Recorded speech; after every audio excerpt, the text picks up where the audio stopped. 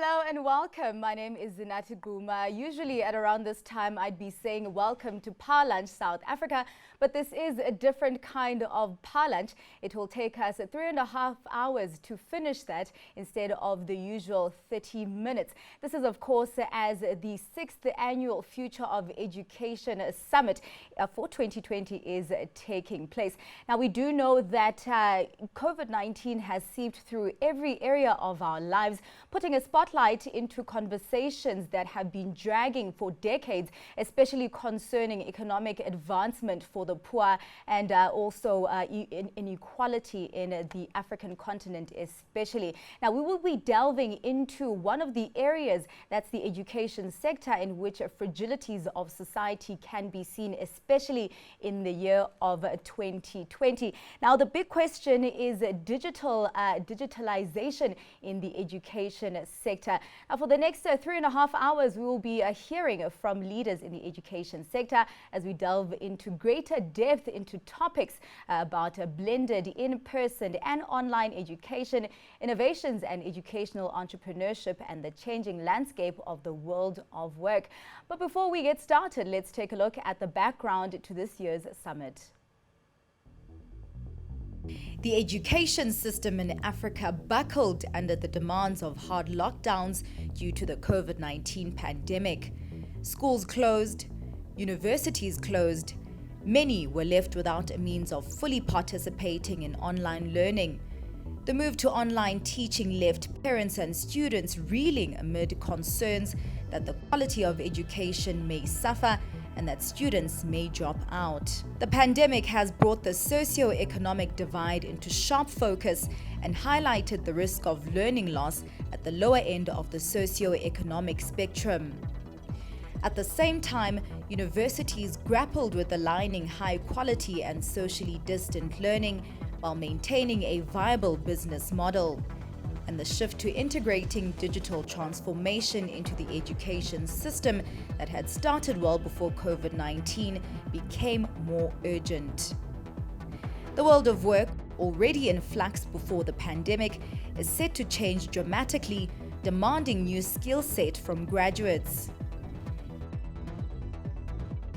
Educators have to be innovative, flexible, and forward-thinking to stay relevant and equip the new generation for the demands of the future.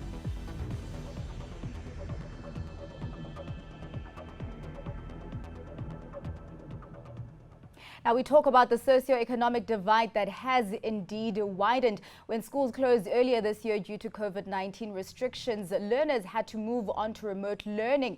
Now a lot of those learners don't actually have access to the digital tools needed for that learning. And stats, according to Stats South Africa, only 37% of South African households have consistent access to internet.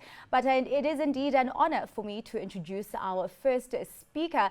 He's the man who conceptualized the Future of Education Summit 6 years ago, and since then he has brought together some of the best minds in education to track the trends in the sector annually.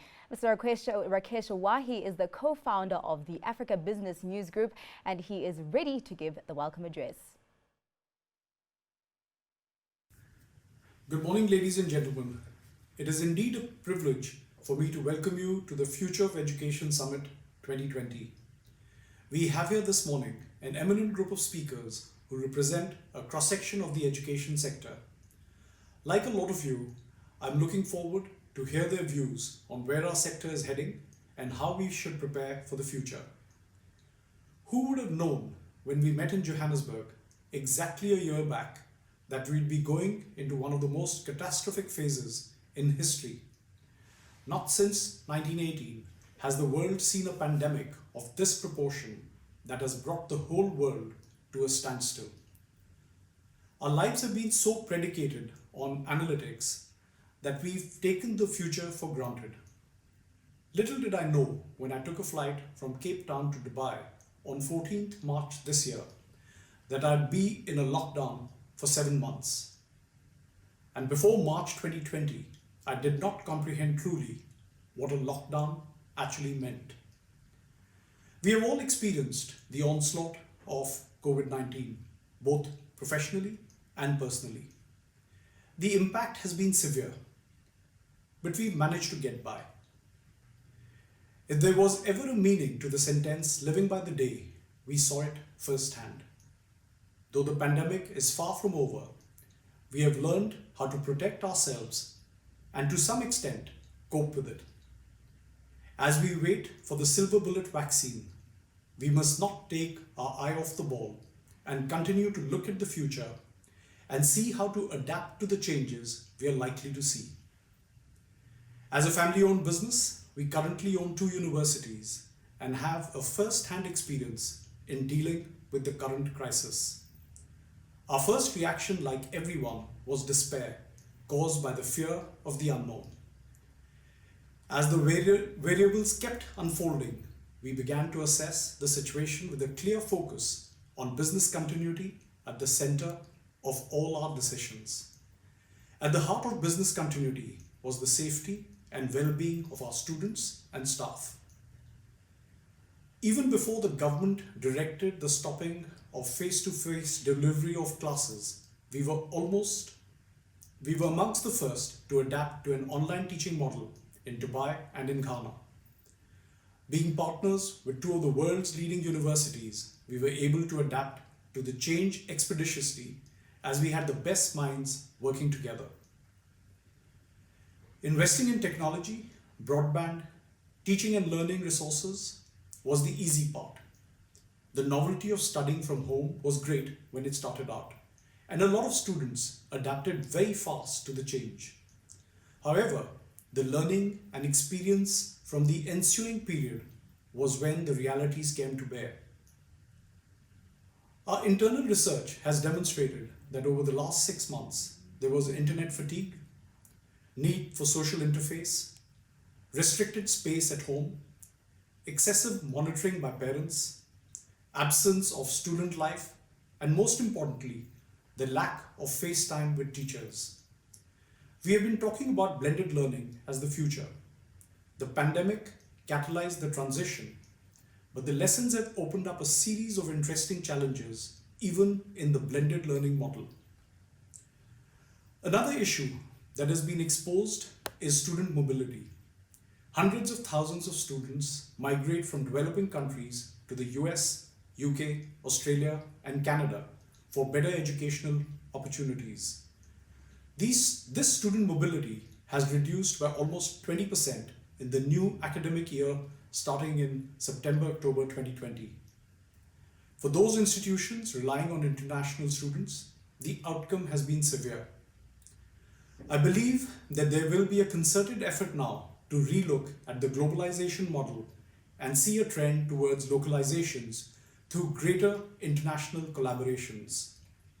Additionally, there has been a false notion that online education is cheaper than face-to-face delivery. Being an education provider, we know that our costs did not reduce. On the contrary, our costs have gone up to adapt to the online model and will continue to increase as we are likely to have a dual delivery model.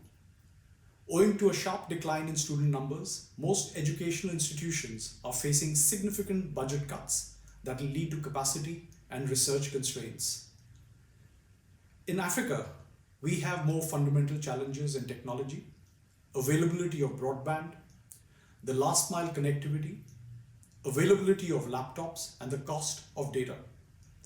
There are therefore a lot of impediments relating to learning outcomes and therefore the practicality of online education in Africa, particularly in the short term.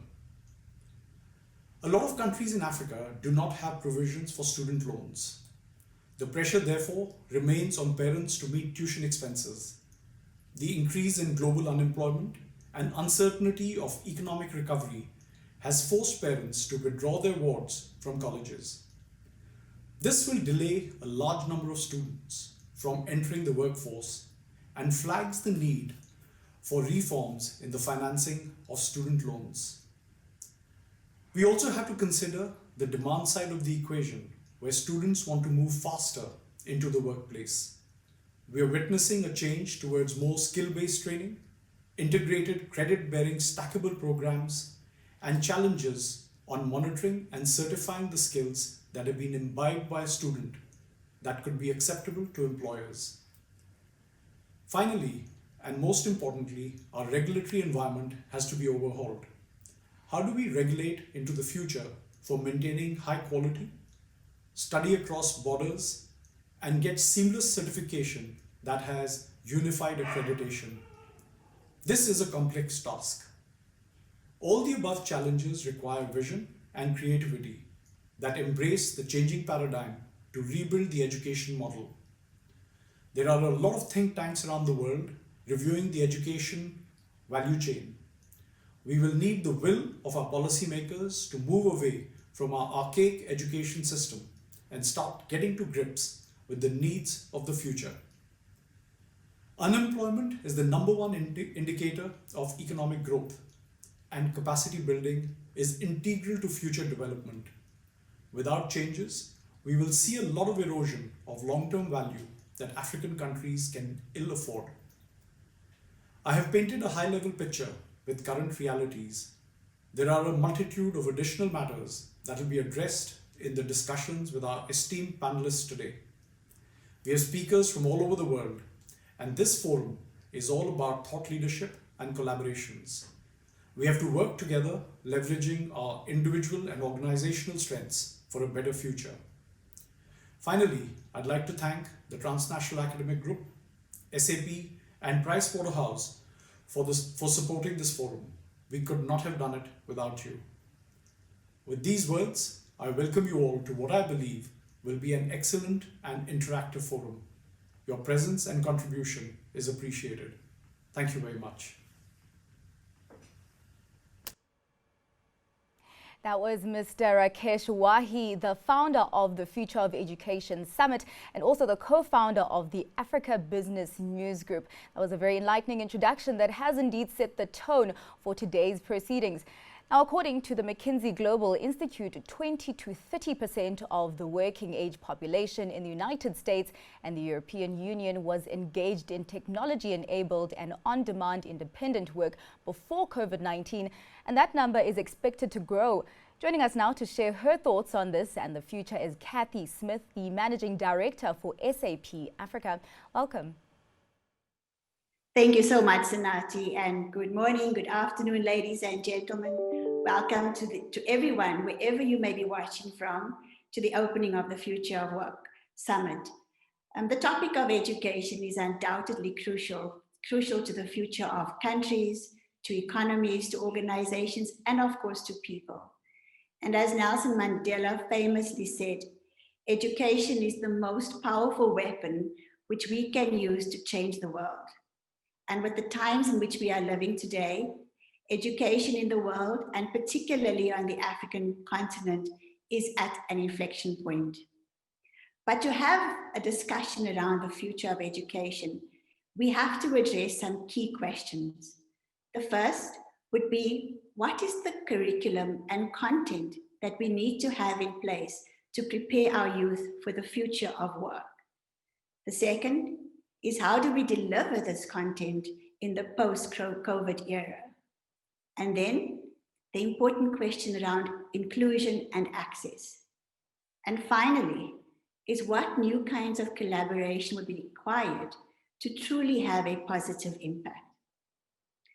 We know that change is constant, but today change is happening at a rate that we could not possibly have imagined. And that's because of the explosion of digitization. And what we need to now think about is, how are we preparing our youth to handle this change? Think about all the societal impacts that we have yet not even imagined. Think about the jobs that have not yet been defined. 20 years ago, who would have thought that we'd be dealing with issues of plastic and the impact that's having on our environment? Who would have imagined that a global pandemic would have rocked economies across the globe and fundamentally changed the way we engage with each other as human beings?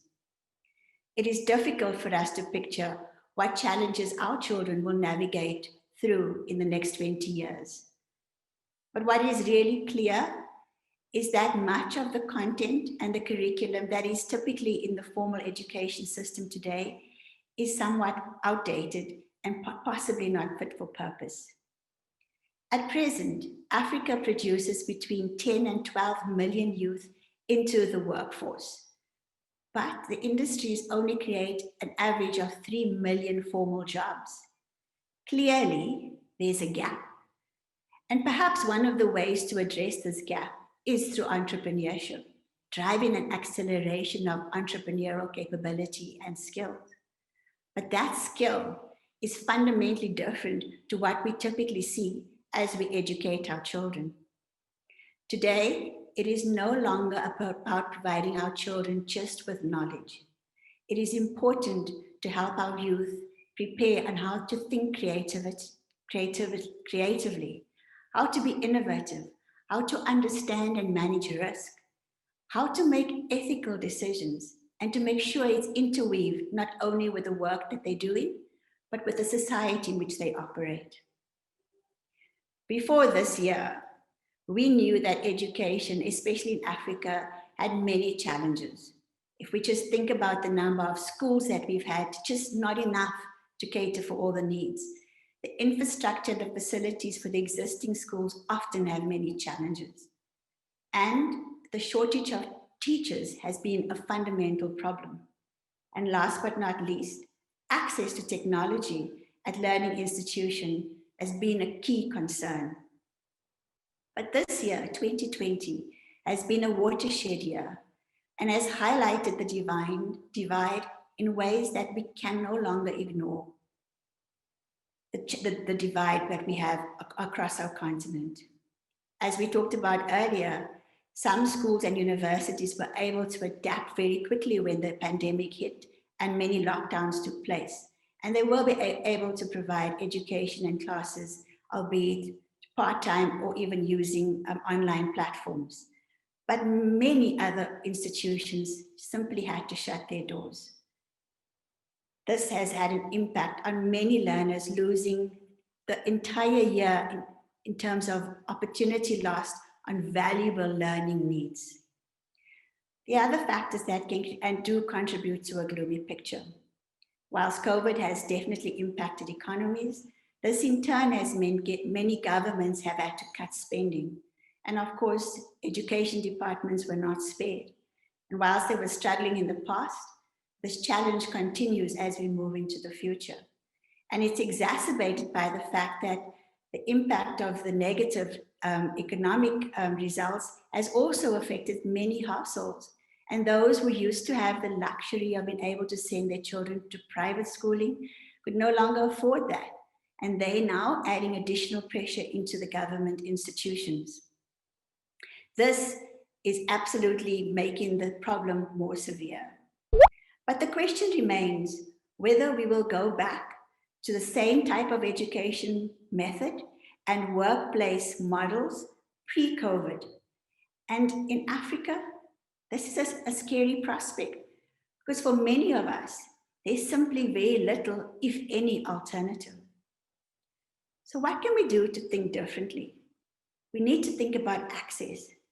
Whilst we know that it is a challenge globally, that access to quality in education is a real issue, we recognize that over the last 20 years, more than 268 million children who used to go to school are now no longer able to, or have not been able to participate in school because of the lockdown.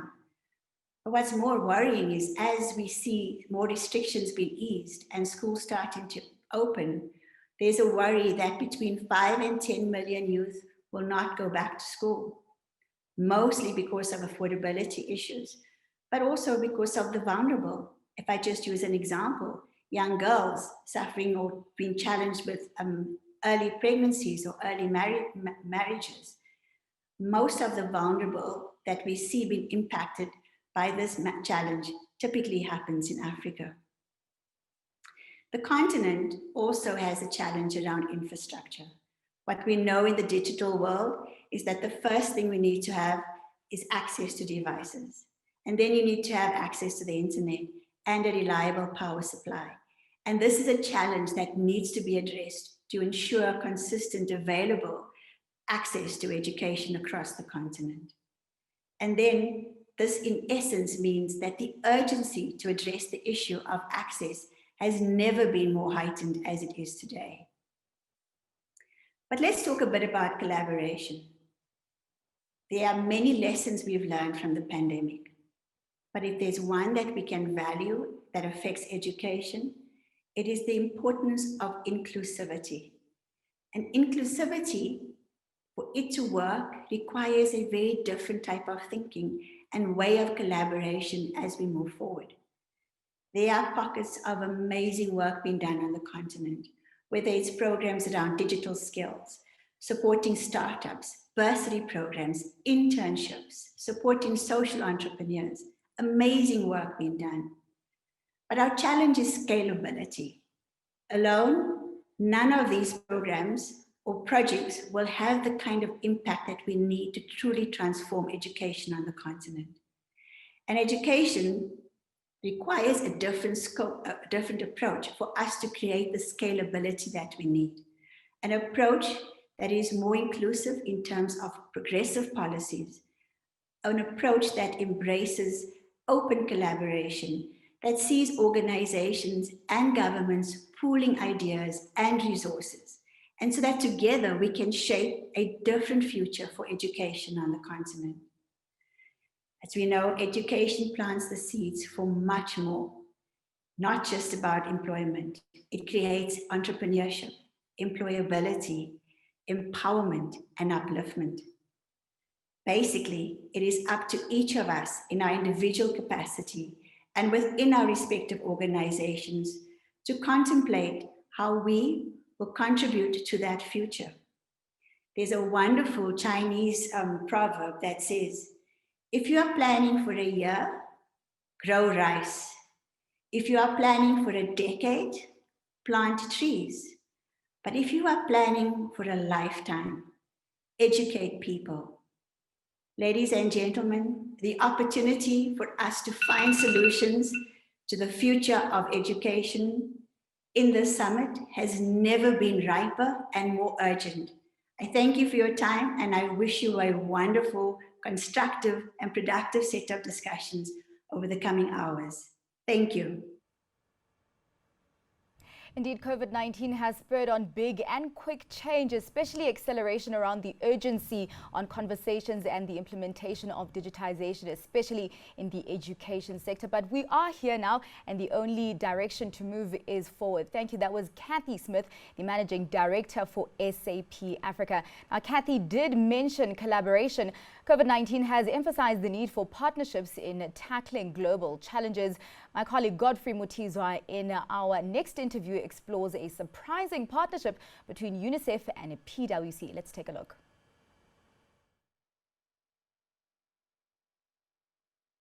As in other fields, COVID-19 has wreaked havoc on education, upending traditional means of educating our children, the school system as a whole, and the lives of children themselves. PwC has partnered with UNICEF to support its Generation Unlimited, a program that seeks to upskill millions of children from around the world. The company's CEO, Dion Shango, joins me to talk about Stepping Forward, the first in a series of reports on the impact of COVID-19 on digitally disadvantaged children. Dion, thank you for your time. I think it's appropriate to begin perhaps by talking about the background to this partnership with UNICEF and what you intend to achieve in it. Good day, Godfrey, and hello to all your viewers as well. The background and the context to the partnership is really quite simple, Godfrey. About 18 months ago, PwC as a global network embarked on a journey to digitally upskill all of our people that work for PwC around the world.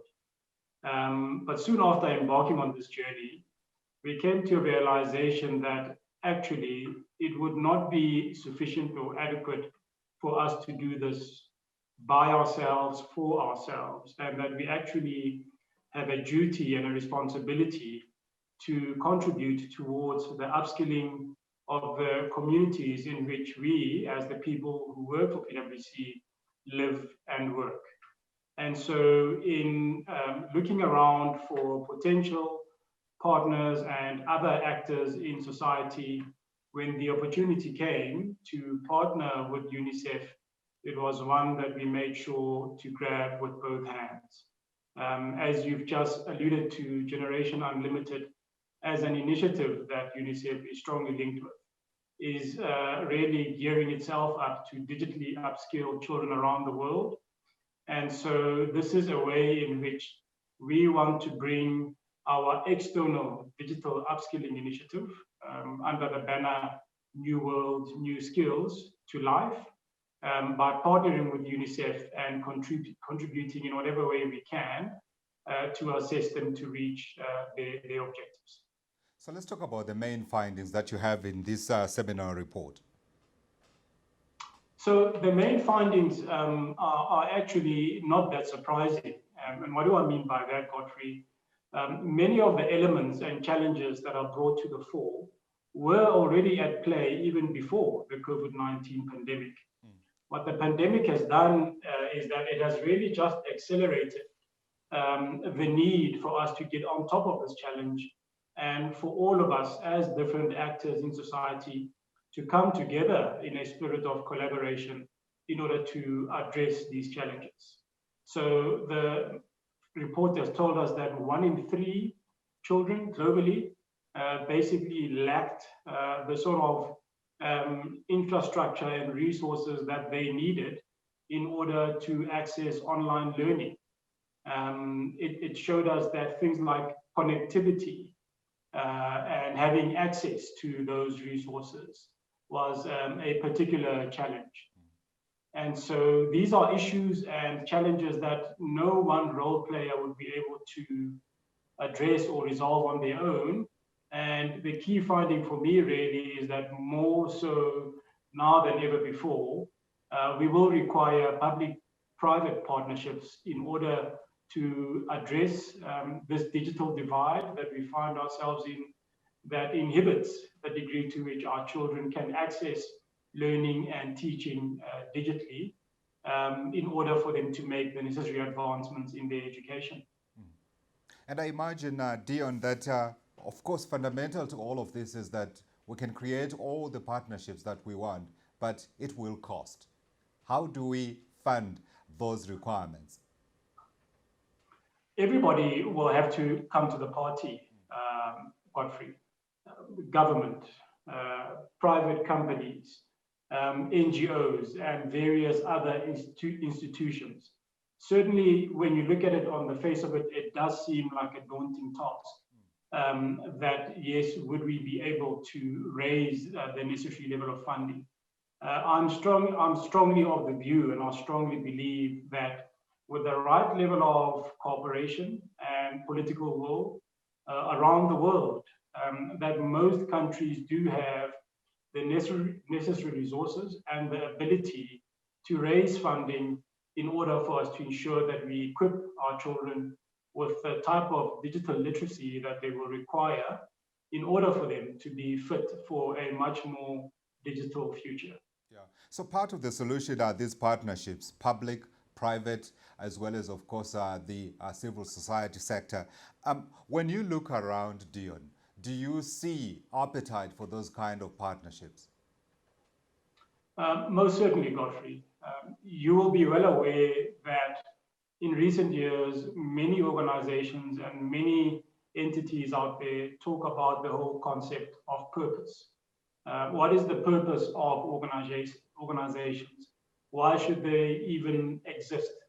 What is the difference that organizations, companies should be making in those communities in which they exist? And what is their contribution to the sustainable goals of the UN? So every organization, I believe, and most actors in society do have the ability in some shape or form to contribute towards those sustainable goals, to ensure that we reduce inequality, to ensure that we contribute towards better quality education, to ensure that we contribute towards the digital upskilling of those who are most in need of it, to ensure that the future that is so uncertain and just exacerbated by this COVID-19 pandemic means that our children can make the necessary adjustments and adaptation to their skill sets that will allow them to thrive in a much more digital world. Yeah. Your report, of course, comes up with a number of solutions and recommendations to try to tackle the problem. You've already alluded to one, which are the partnerships. Let's talk about the other recommendations. So other recommendations is really just making sure that in how we upskill our children, we make sure that it is exposure, it is practical type of solutions that are made available out there. If I can give a fairly internal anecdote common to PwC or applicable to PwC, we decided a couple of months ago that we want to make available for free an app called the Digital Fitness App. And that is our contribution as an organization to make sure that we give something of value to society that can actually assist people to digitally upskill themselves and to make sure that they keep and retain their digital fitness. This is something that can be accessed on either the iOS App Store or the Google Play App Store. And it is something that is practical, that anybody can use, anybody that does have access or connectivity.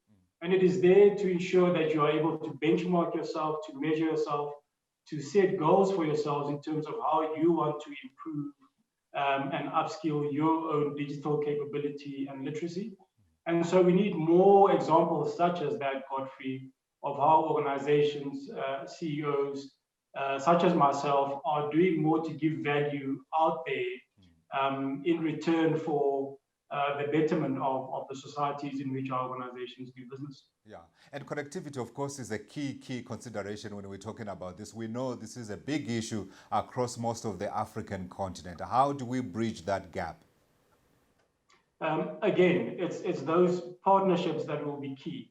Yes, we cannot expect of government to bear the entire cost on its own. And so it will require for various other organizations, the private sector, NGOs and others, to reach deep down and to really see what way we are able to contribute. The telcos most certainly would have a key role to play.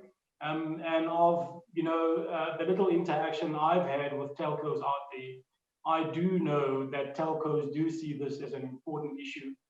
If we can come together to craft a solution that demonstrates that articulates it clearly and shows that this is something that needs to be done in collaboration, I'm sure that they will also come to the party. So yes, connectivity remains an issue. Some of the basic infrastructure, such as electricity, such as having good coverage in the most rural parts of our continent, all of those things will have different things that the various role players need to do in order for us to craft the complete solution. Yeah. I see that towards the end of the report, you speak about the need for speed. And I want to quote here, you say that ultimately the question isn't how we will help bridge the youth digital divide. Rather, it is whether we'll be able to harness the political will and gumption necessary to lay down and maintain robust networks of stepping stones that will support young people as they march into the future. The suggestion here is that we don't have time. So I wanted you to craft a message to your partners, to your industry peers, as to the agency of what needs to be done and how we can get it done as quickly as possible. Godfrey, Africa as a continent finds itself in a fortunate position. We are blessed with the so-called demographic dividend, whereby we possess the world's youngest population of all the continents. This is an envious position to be in, a position that many other continents wish they were in. But unfortunately, if we do not equip our youth with the type of work-ready skills that it will ensure that the world at large will be able to get this young population to be as productive as possible in a much more digital world, then that demographic dividend will go to waste. That is what adds urgency to this particular issue. That is what makes it a burning platform. And you're absolutely right. Time is of the essence. We do not have the luxury of time. We need to make sure our youth is digitally literate in order for it to be able to contribute meaningfully to not only the African economy, but also the growth of the world economy. Absolutely. So the partnerships as well as the collaborations that are necessary, we've talked about them. It's private-public partnerships. It's also, of course, the political will as well as the collective effort of all partners to push forward this agenda. Dion, I thank you for your time. Thank you very much, Godfrey. Good to be with you. Thank you.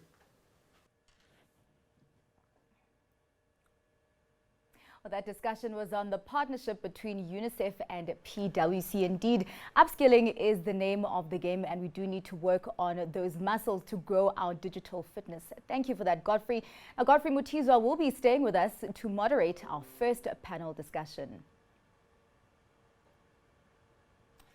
Thank you, Zinati. Now, if we measured the global intensity of human brain activity, I suspect 2020 would probably come up tops since the dawn of human civilization. And I think rightly so, for the coronavirus posed an existential threat unseen since perhaps the plagues of the past centuries. It reshaped societies, economies, and systems in ways we have not seen before. And education, as we've heard from the prior speakers, was one of those. In this session, we are focusing on in-person and online education. How does it look? Let me introduce my speakers. Professor Zahir Hamid, Academic Director at Mancosa. Professor Seth Kunin, Deputy Vice Chancellor International at Curtin University. Professor Malcolm McIver, Provost of Lancaster University, Ghana. Barry Forster, Lead Workforce Culture at PwC. Thank you again, Zinati. Now, Professor McIver, welcome, and thank you for joining us this afternoon. How does the reshaped landscape look in your view? Is it daunting? Is it exciting? I think it's exciting, Gordon. I think everything has a silver lining, and I think the important thing is to try and find the silver lining in every situation. And whilst COVID-19 and the pandemic has been a terrible tragedy for the world and for individuals, this has also given us the impetus to start moving forward in terms of bringing in some of the technology, some of the digitalization, some of the educational practices that maybe prior to COVID-19 were facing resistance from traditional institutions and from traditional regulatory authorities. So certainly challenges are there ahead of us, but also opportunities. And when you think about those opportunity, Profs, I imagine you are talking the language of the COVID world. Of course, now we speak about the blended model. I dare say before COVID came in, this blended model was something that we rarely heard about, except perhaps you guys within the academic world. What does it look like? Okay, blended learning is very much as the name implies. It is a combination or a blend of different teaching modalities. So what you will have is the traditional face-to-face learning, but you will also have different levels of on-to-line interaction as well. So it's blending both the traditional with the modern digitalized approach to education. Let's bring in the other participants in our debate today. Let me go to Professor Zahir Hamid. Professor, your input in terms of this reshaped world, your view of how you see it. And then also I want to come to you with the same question that I posed at the beginning, and that is the dauntingness of all of this, or perhaps the excitement this engenders because it's creating new opportunities. Thank you very much, Godfrey. It's great to be part of this conversation. I think it's really important to also understand the context we find ourselves in. And when we talk about the post-COVID world and what are the challenges or the educational challenges on the African continent, we've got to recognize that this is not a new problem. This is not exacerbated by COVID necessarily. This is really about COVID applying a magnifying glass on a problem that has always existed. And in that context, educational institutions certainly needs to look at reimagining themselves, reimagining the impact, reimagining their purpose towards ensuring a greater level of impact on society. You know, I just looked at some recent statistics that the African tertiary enrollment rate is just over 12%, and that's significantly below the global average of 32%. Now, we definitely have a problem. And considering that amidst the rising Africa narrative, and at a time when the level of optimism of an advancing Africa is gaining momentum, educational institutions need to dig in deep to understand its purpose in the current context of Africa and certainly in a post-COVID world. And I think that we understand that education remains that foundation which would trigger the levers of innovation and creativity and promote entrepreneurship. But the question is, how do we now use the various educational models for us to be able to pursue that ideal?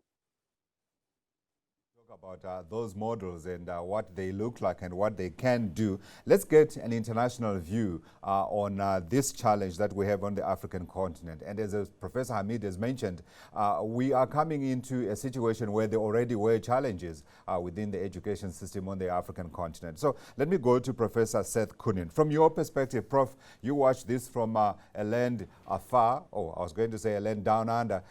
Your view, please, of what this reshaped world is looking like. And again, the same question comes to you, challenges or perhaps excitement? Well, in a sense, I'm not actually looking at it from too far away. Curtin University has a campus in Dubai and a campus in Mauritius. So we're very much connected to what's happening in Africa. But I should say that I find the COVID situation and what we're needing to do online to be something that's actually a challenge for us and a possibility. At these conferences over the last couple of years, I have always emphasized the need to be rethinking what we're doing in developing universities of the future, particularly in Africa. And that is moving from a bricks and mortar focus to an online and virtual focus. So in that sense, my thinking has actually focused on this for quite a while. And what COVID-19 has done is actually force all universities and parents, students, and accrediting bodies to actually take up this challenge sooner than they might have done. So in that sense, I think it is something that we would have had to have faced anyway, but COVID has forced us to face it now. Online education, if properly done, is a huge possibility and a huge opportunity, particularly in a continent like Africa, which has needs of developing more education capacity. But the fundamental issue will be access. And that involves infrastructure, it involves students having access to appropriate computers, and it involves universities rethinking how they're delivering education so they deliver it in a way that is appropriate for online delivery. So even from Australia, which is far away from Africa, we're facing the same issues. We had to teach all of our students online, and so we're facing that challenge today, just as you are. And thank you. And we will value your input and your lessons as well, without question. Let's bring in Barry Forster here. Now, I need to read Barry's bio so you understand why he is sitting with academics. Now, Barry has more than 25 years of consulting experience and has been immersed in helping organizations within the ambit of human resources, organizational culture, HR technology, learning, and in future work. So you understand why he is sitting here. Barry, welcome. I want your thoughts as well at the beginning. Has this pandemic, this crisis, reshape the landscape to the extent that we are all going to have to become, I'm going to say, technologists for us to be able to deliver the services that we require, in particular within education. We've already had the challenge of access is one of the big ones. So let's, I go back to what Seth has just said. And interestingly, this morning I read an article that says people in New South Wales will be going back to work and will be going back to normal in January. And that would be a travesty. So the one thing is that I think we've been given a beautiful opportunity to change. And so I'm quite excited about that piece. And to link to both Malcolm and Zahir as well, but this opportunity enables us to truly think through offering education in a different way. Now, I'm actually a little bit of a cynic at times. So I've been doing online learning for a large portion of my life, and there's some really interesting research out of India that says that young people, so these are current school leavers and graduates of high schools and higher education, would rather have mentoring than self-paced online learning. And I think the indication there is that they're looking for something and an opportunity to have a little bit of both. And that's what we'll have to do is this little bit of both. I think some of our own research in PwC has shown that when people return to work, they don't want to completely stay at home, but they also don't want to completely return to work. And I think the same is true for students. They don't want to completely go back to the classroom, and they don't want to be completely online. And so I don't think that everybody needs to be a technologist, but that we need to weave these two together. So I'm even careful about the word blended learning, because it denotes almost these blocks. So you'll have a blend of one thing at one time and then something else at another time. At the moment, you might rather want to go to a campus, and if you deem that specific day you'd rather want to do it online, then you should be able to do so, and the other way around. And I think that's the big opportunity. The big opportunity is to truly change the way we've been doing things for a long, long time. Absolutely. And I want to stick with you and ask you the question around this blended model. And I know you just said that you are not too sure about that blended model that we're talking about. But I wanted to know, what does that constitute of? What does it look like? Is that 20% remote? Is that 80% in class? How will it function in an Africa, which we know already has got a number of challenges? So if you'll allow me, I think it's more than that. I think we need to step back away from the technology and the mode of learning and firstly start thinking again about curricula. And I don't want to go to micro learning necessarily, but if you look at the large online institutions, the likes of Coursera or edX, and if you look at what Anand Agarwal recently said at edX is that what we will probably have into the future, or what we should strive to have, is probably more of a Lego block model, is to allow students, because they themselves, from an access point of view, from a financing point of view, need to be allowed to build their own Lego blocks. And to predetermine that is probably difficult. So I'd say what we need to have is the ability to offer students a way in which to build those blocks and where they need to do some of it. And I would say my own choices, but I'm 54 and old. I'd say 50-50, but that sounds like being an economist. I'd say a good combination of, let's say, about 60% online and where you could make your choice, and 40% some form of interaction, at least through what we're doing today, but even face-to-face if possible. I think that there's high value, because what we have at the moment is a deficit of person-to-person interaction, and our own psyche is programmed towards reading people's body language, facial expressions, and therein in and of itself lies part of the education which we shouldn't be losing.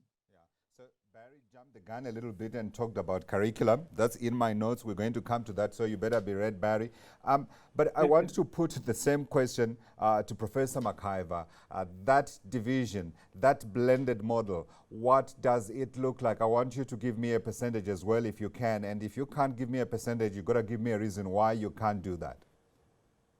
Okay, I will start off by telling you that I'm not going to give you a percentage, and now I'll explain why.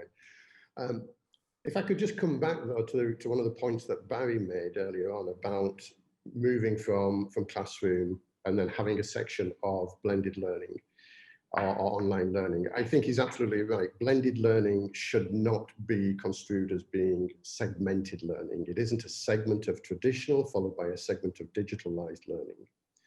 The other point I would make, and this explains why I'm not going to give you a precise percentage, is we need to get away from this notion of thinking that teaching is the same thing as learning. There's a big difference between teaching and learning.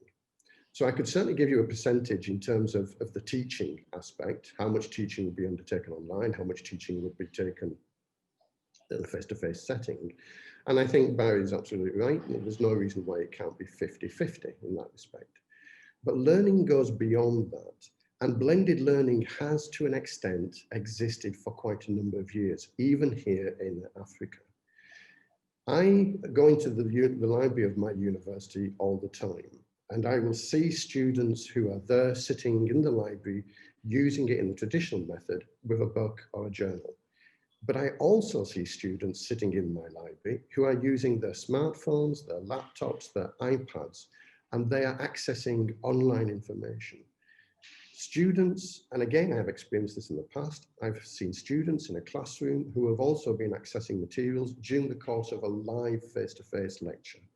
And similarly, in the evening or the afternoons when they go home, students will continue to access information and will continue to learn in their home setting. So blended learning to an extent has always happened. What we're talking about now is building it into the curriculum, making it a formal part of the curricular process. So no, I'm not going to give you a percentage because a large part of it in a good curriculum is down to the student themselves determining how much they want to participate in the learning process and how much they are willing to engage online in that learning process. Argument accepted, Prof. Let me get the thoughts of Professor Kunin as well as Professor Hamid. Professor Hamid, you want to come in? Yeah, thank you, Godfrey.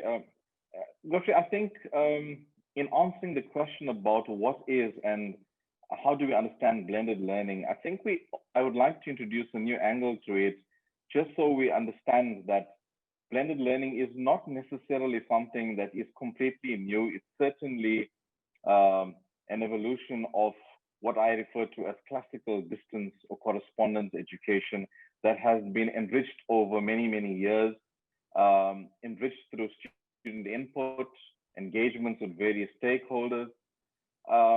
And we now come to a stage where blended learning is seen in a far more romantic way.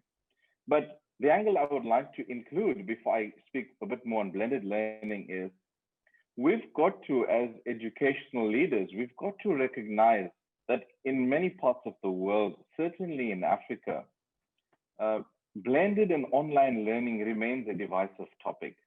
I mean, in some quarters, there's a criticism that online or blended learning is an inferior form of education. There's the argument that blended and online education on the African continent is really an attempt to homogenize education on the continent, particularly by European-based universities. And there's the argument that blended and online learning certainly is an opportunity for us to expand into providing high quality, high impact education. I am based at Mancosa, which is a leading distance education institution on the Southern African region. And we've always maintained blended online and distance education. Now, in trying to define what we understand by blended education, there's no clear fix to what it has to be. It has to be related to student experience, to the type of program, to the region that we are dealing with, the type of program we are looking at, and the type of impact we are making. So the student experience drives what levels of blend that exist, the levels or percentages of independent learning that is supported by digitally supported technologies, and then obviously supported by in-classroom based learning. So I don't think that there's a one-size-fits-all here. I think it's about the best possible learning experience with the greatest impact, particularly designed for a particular student profile. Thank you for those thoughts. Professor Kunin, do you want to come in? Yeah, thank you. I think one thing that for me would be fundamental before answering the question is to pose a slightly different question. Sure. Which is asking the question, what is education, what is learning really about? What are the students' goals in learning? How do they view what they want to learn and how they want to learn? And what is the university or the education organization's goals in providing that education? Right. And to some degree, you can't answer the question, what tools do you use until you know what you want to do? Yeah. And I think that that's the fundamental question. So in Curtin University, we place a very strong emphasis on students becoming independent and creative thinkers. And therefore, the kind of blended learning that we do in any of our programs has to enable students to have that kind of interactivity, whatever they're doing. It has to have that kind of engagement with each other and with the person who is working with them to think in different ways. So that shapes the kind of blended learning that we do. And in truth, as my colleagues have mentioned, we've done blended learning for many years. Almost every one of our classrooms has computers at each desk for students to be able to use while they're with the teacher.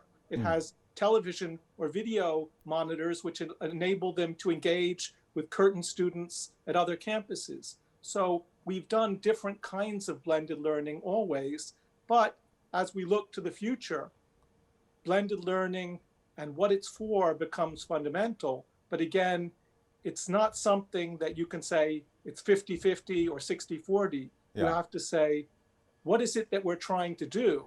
And then we'll know what the right mix is. Absolutely. And I want to stay with you because what you are speaking to also introduces another element to our discussion. And I was introduced to a new phrase in my world. I try to read, and I try to read quite a bit, but I'd never come across it. My research team brought in this phrase called flax pedagogy. They say it refers to teaching agility and a radical growth mindset, part of which you are talking about, Prof. Let's talk a little bit more about what that demands out of the educators and what that demands out of the student. I think the fundamental element that it demands is something that most good universities have already done, which is refocusing the education from the lecturer, from the person allegedly giving the knowledge, to the student. The student becomes the owner of their learning and the shaper of their learning. And therefore, when you design different ways of educating, different ways of learning, you have to place the student centered to that. They have to be the one guiding it. They have to be the one posing the challenges. But the education has to enable the students to be original. It has to enable the students to be challenging based on knowledge. So you need to have a good mix of how you provide the students with a foundation of understanding, but then a context in which they can become original and engaged thinkers. Thank you.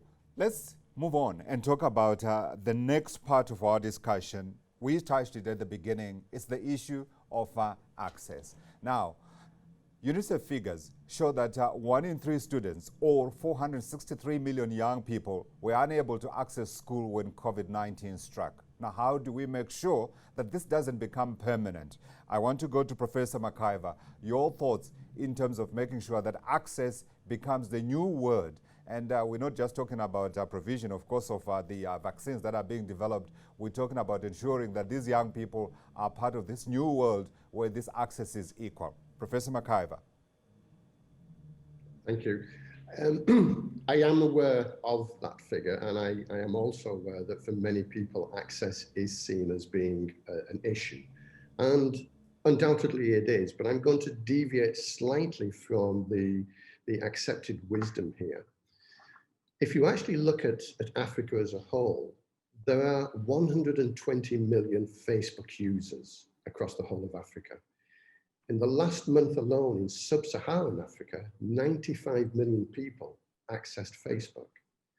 There are over 525 million internet users every month. That's more than 500 million people every month access the internet. And to come back to something that Professor Hamid's saying earlier on about the uptake in tertiary education being some of the region of just below 12%, we're looking at somewhere in the region of 8 million students currently in tertiary education in Africa. Now, when you compare those figures of 8 million with the number of people who are able to access and utilize social media platforms, that 8 million is a relatively small number. In addition to that, when you speak to students, they will very seldom talk about the issues they have in terms of using the social media. The issues they have in terms of connectivity are around educational platforms, they're around online delivery of education. So to my mind, that suggests that it's the model of delivery that we need to look at. Certainly there is room to improve connectivity, and I think governments and service providers have a role to play in that, but I think it's the model of delivery that we need to look at. The vast majority of people access the internet using mobile devices. This notion of online learning with people sitting at home on a laptop or a computer works in some countries, but in other countries it doesn't work. So I think we need to look more at material and at platforms that are mobile friendly rather than the traditional computer or laptop friendly. We have been doing things, and we've been speaking a lot about this throughout our discussion today. But I think, Barry, this is more your territory, isn't it? It is to an extent, and I kind of think about this on a daily basis. This intersection between technology, learning, education, and what that means for people as they go into the workplace. I'd say this, and Malcolm, if I may, I like your, and that was very apt, your glass half full analogy, because I have a very similar view. If you look at the numbers, the imperative is massive. If we just look at South Africa alone, you know, of the 100 children that start primary school, about 6 get to have access to higher education. So that should at least double. If we needed to double, and to what Zahir said earlier and everybody else, but then we absolutely need to find new and very innovative ways to do that. And I would argue that, yes, data is expensive, but I'm sure that we can you know, have a call to action to governments across Africa to really think what that could mean. And if one could lower that specifically for educational purposes, I would argue strongly is that any and all ways that we can find should be used for that. And in addition to that, I think there's something else though. There seems to be a problem if I look at both the World Bank report as well as the World Economic Forum report, is that in Africa we're not opening enough learning opportunities for the right type of skills. And now the question is always the right type of skills. I'm a little bit old school, so I think that you should never ever stop teaching music at universities, but let's talk about some of the new skills. We have tools to our disposal which can really help us think through what some of those new skills are and what the new jobs of the future could look like. And we need to find ways to double or triple the number of people we provide learning opportunities to, and then also make sure that they are focused on some of these new areas. And then I think lastly, and if I think through this, we're at the stage in the global economy as well, in which, yes, of course, we need to invest in infrastructure, invest in the other levers of economic growth. But the biggest lever of economic growth now is people and their education. And so therefore it's an imperative that we just can't step away from. So having said all of that, Malcolm, I'm in the same game as you are. I think there's a whole host of people who can access education. We need to get education out there for them. If I may, forgive me for coming back in here, but if I may, I mean, Barry raises the point about data being expensive, and he is absolutely right. In Africa, traditionally, people use prepaid data. And if you look at the price of prepaid data in Africa as a percentage of average income, it is the highest in the world. What a person pays for prepaid data in India is 1/200th of what people in Africa pay. So these are some of the things we need to look at. We need to look at this is not an issue just for educational institutions. Yeah. This is also an issue for governments and for service providers as well. Yeah. We need to make data cheaper and more accessible to our students. Sorry for coming back, but I think Barry raised an important point about data.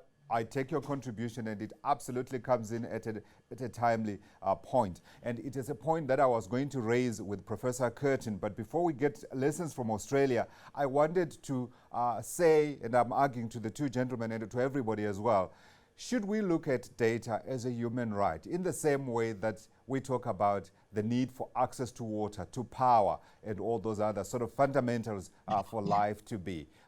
Please come in, Barry. Please come in, Professor Makaiba. I see you can see us all nodding. I truly think so. And I think if anything, a day like today should be that call to action, is to call governments and regulatory bodies to action to say, this is a key human right that we need to address urgently across Africa to allow the fluidity of learning to happen. Sure. Professor? Absolutely. The growth of economies, the growth of individual nations, the growth of education is dependent upon data. It is far too important to simply leave it in the hands of commercial interests. Professor Curtin, do you want to come in? I mean, I couldn't agree more with my colleagues. I think that data is fundamental. And it's precisely because if we want students, if we want people, learners, to have access to the kind of education that will enable them to grow the most, that's data-intensive education. It's immersive education, it's interactive education. And whether it's done on a laptop, a computer, or a handheld device, you still need to have enough data to be able to have that kind of immersive experience. And if we say we're willing to have people have a second class type of experience that is not immersive and not fully interactive, then that will also impact the value of the education. So I think data is fundamental if we're going to move forward. Yeah, if we're going to take anything out of this, so absolutely, I am writing a little headline here. I'm a newspaper person in my past life. So data is a human right. Get that, governments. Professor Curtin, I still want to know from your lessons from Australia, are there ways in which perhaps you have been able to bridge this issue of expensive data, or perhaps is data in Australia cheaper and therefore not an issue for making sure that we're able to educate our students properly? You might think that since Australia is a wealthy society, the data wouldn't be an issue. But in fact, during this recent period, when we've been delivering online education into China, into India, as well as into Australia, actually we have found that data is an issue. It's access to the proper applications that enable students to have the proper education, and it's access to just be able to interact with other students freely. What we've had to do is both provide technical fixes in other countries to enable students to be able to access the applications in a more fluid way. And we've had to give our students that need it financial support. And for some students, particularly our First Nation students here in Australia, that's often meant giving them computers, giving them laptops, and giving them Wi-Fi dongles to enable them actually to be able to access the virtual experience that we've been giving. So it is an issue here. It's not just an issue in Africa. Questions, but as it turns out, there are a lot of people with very specific ideas here, and they are making statements. So let me take the first one. It goes, yes, and then a number of exclamation marks. What we learn is more important than how it is delivered at this stage. Future education needs to overhaul content, stroke curriculum. We need to decide what kind of intelligences are suitable to an uncertain and ever-changing world on all fronts. That contribution coming through from Zuki Mzozonyana. There's another one, a balance between synchronous, I hope I got that right, asynchronous, face-to-face and self-learning based on a student's competence is probably what blended learning should be about. I told you I'm learning, and I'm a student of life here. I'm learning again today. Participants, if you want to comment on any of those points, please feel free to do so. Let me take one more. While at it, the conversation also needs to look at how education leaders can effectively monitor progress. Also, how do we support parents who themselves need help with respect to digital skills and facilities to support their young learners in Africa? CHS is the first hotel school in South Africa to launch all our learning material onto a blended learning platform, being the market in this field. That comes from Janine Roberts. Anyone want to comment on those points that have been made by people who are listening to our debate today? Gentlemen? Let me... Yeah, I see everybody wants to come in. Great. Quickly, let's make it quick to the point. Okay, if I may, Seth, and my apologies for interrupting you. If I could address the first comment, and the first comment related to the curriculum, and I think that is absolutely right. One of the issues that we have globally, but especially here in Africa, is that many curricula are currently rather prescriptive and somewhat rigid in design. They are knowledge-based, and they have learning outcomes that are, the learning outcomes are knowledge-based, and they employ rather didactic models of delivery. Those traditional curricula don't fit well in the 21st century, and they certainly don't fit well with a blended learning approach. We need to move away from those traditional curricula, and it's already been mentioned by several of the participants today. We need a curricula that is student-centered, a curricula that is based upon critical thinking and based upon partnership, whereby the students themselves take control of their learning, the students themselves will determine the level of engagement, and to an extent, the student themselves will determine what they learn and how they learn it. So your first responder was absolutely right. It's the curriculum we need to start looking at. Sure. Sorry, Seth, over to you. And just picking up the third responder who focused on the question of how one looks at assessment and the like. One of the things that most universities are moving away from is the kind of didactic formal exam type of assessment to what's called authentic assessment, which usually isn't exam-based. It's doing the type of assessment that really allows students to demonstrate that they've achieved the learning outcomes of the particular program that they're doing, and doing it in a way that allows them to move forward in a formative sense as well. So as we move to authentic assessment, it becomes less of a problem to be able to demonstrate that whether you've achieved the learning outcomes, because the assessment is designed individually to allow each individual student to demonstrate authentically that they have achieved those learning outcomes. So I think tied into the changing curriculum and the focus on the student as partner, the student as independent learner, has to be a change in assessment, because we can't assess the things that we're no longer teaching. We're now teaching things that require a different way of challenging students, a different way of getting students to demonstrate their learning. I said I couldn't agree more. And I think this is specifically important because most of my work is around the future of work itself. And let's say the future employee. And the future employee will be required to apply the knowledge, the learning, And I think that's a major shift as well.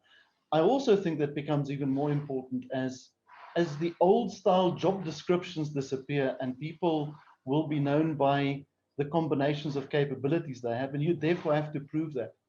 I'm actually, just anecdotally, the external examiner for a course at one of the universities. And if I have to compare this year's exam paper to last year's exam paper, and it's going to be online, it is substantially more difficult cognitively, although it's an open book exam, because the level of application has increased 2-3-fold already.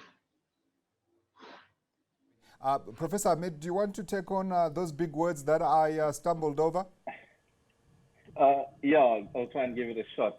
And perhaps two very quick points Yes. related to the conversation that has just taken place.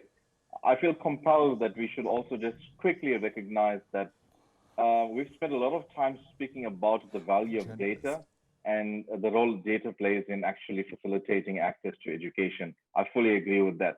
Having said that, higher education institutions and edtech firms need to research and apply their minds to look at alternatives to the current arrangement and understanding that most of the educational solutions would be data dependent. There are many other opportunities for us to look at how do we present educational opportunities.